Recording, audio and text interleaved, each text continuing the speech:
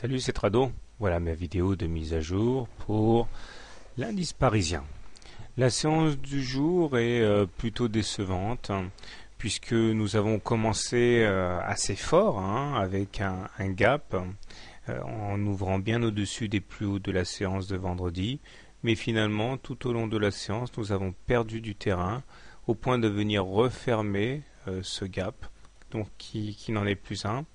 Et la bougie du jour est assez peu engageante, puisque bon, pas de mèche haute, pas de mèche basse, donc ça a été une hausse continue. Les plus bas n'ont pas été achetés, puisque nous terminons justement sur les plus bas.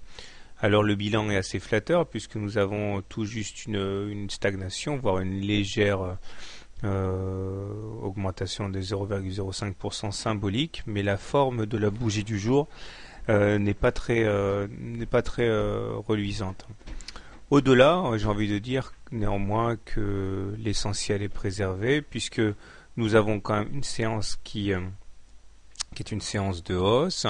Nous avons préservé la ligne d'eau de la tasse avec anse, et tant que la ligne d'eau est préservée, c'est-à-dire que tant qu'on ne clôture pas en dessous de la ligne d'eau de manière significative, eh bien on peut conserver pour objectif de moyen terme le ralliement des 4455 ici, correspondant à l'amplitude de la tasse reportée au-dessus de la ligne d'eau.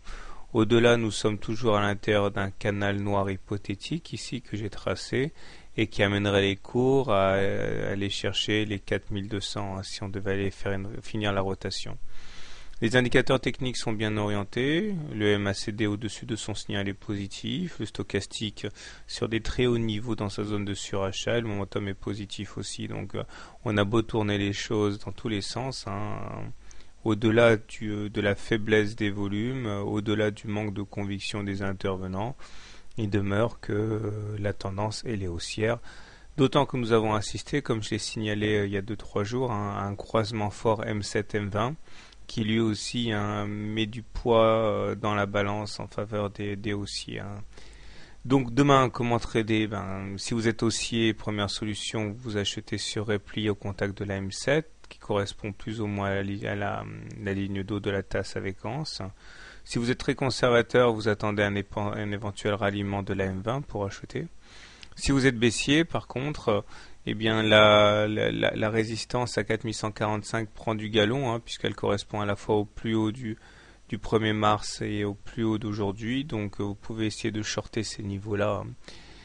Voilà, quant à moi, tout naturellement, puisque nous sommes en tendance haussière, eh bien je donne la priorité aux achats sur repli.